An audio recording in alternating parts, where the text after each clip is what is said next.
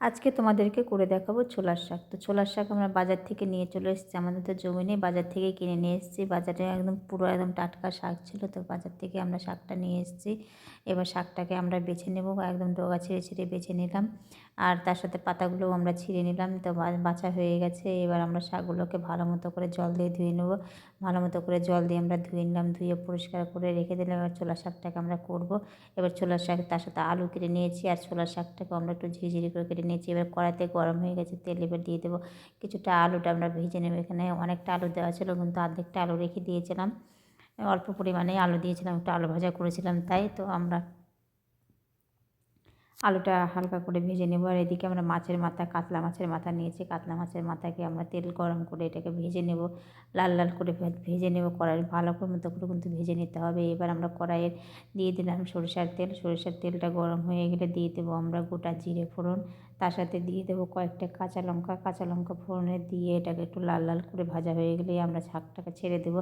শাকটাকে ছেড়ে দিয়ে একটু নাড়াচাড়া করে নিয়ে এর মধ্যে দিয়ে দেবো স্বাদ মতো লবণ আর 1 চিমটি হলুদ গুঁড়ো। আপনারা চাইলে হলুদ গুঁড়ো দিতেও পারেন, নাও দিতে পারেন, আমি একটু দিলাম তাই।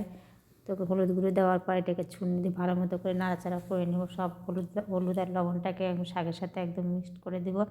মিক্সড করে দিয়ে একটু 2-3 মিনিট কিন্তু এটাকে নাড়াচাড়া করতে হবে। যখন নাড়াচাড়া করতে করতে অটোমেটিক দেখো জল, শাকটা একদম অল্প হয়ে গেল, এবার জল বেরিয়ে গেলে এবার একটু ঢাকনা দিয়ে ঢেকে দেবো। ঢাকনা দিয়ে ঢেকে দেওয়ার এদিকে আমরা দিয়ে দিলাম একটু আদা বাটা, জিরে গুঁড়ো আর ধনে গুঁড়ো আমরা দিয়ে দিলাম, এবং ঢাকনা খুলে দিয়ে দেখো জল বেরিয়ে গেছে। ঢাকনাগুলো এবার দেখো পুরোটা জল বেরিয়ে গেছে। এবার আমরা দিয়ে দেবো ভেজে রাখা আলুগুলো। দেখলে কত অল্প আলু দিলাম, আলু দিয়ে দিলাম। আপনাদের ইচ্ছা হয় আলু দিবেন, না দেবেন, কিন্তু আমি আলু দিলাম। আলু দিলে খেতে ভালো লাগে, আলু দিলাম। আর এর মধ্যে দিয়ে দিলাম মাছের মাথাটা। মাছের মাথাটা আমরা দেখো লাল লাল করে ভেজে নিয়েছিলাম। মাছের মাথাটা দিয়ে এর মাথাগুলোকে আমরা ভেঙে দেবো। ভেঙে দিয়ে ছুঁনি দিয়ে নাড়াচাড়া করে মাছের মাথাকে মিক্সড করে দেবো শাকের সঙ্গে। এটাকে মিনিমাম 3-4 মিনিট এটা কিন্তু নাড়াচাড়া করে ঢাকনা দিয়ে ঢেকে দিতে হবে। ঢাকনা দিয়ে ঢেকে দিয়ে জল শুকিয়ে গেলে আমাদের মোটামুটি রেডি আলু দিয়ে মাছের মাথা দিয়ে ছোলার শাক। তো আমার রেসিপিটা তোমাদের কেমন লাগলো? যদি আমার রেসিপিটা তোমাদের ভালো লাগে তাহলে অবশ্যই লাইক করে শেয়ার করে দিবে, আর আমার পাশে থাকবে। আর এটা আমাদের গরম গরম ভাতে যা লেগেছিলো, খেতে অসাধারণ লেগেছিলো। আপনারা অবশ্যই বাড়িতে একবার ট্রাই করবেন, এইভাবে খেয়ে দেখবেন, সত্যি খেতে কিন্তু দুর্দান্ত হয়।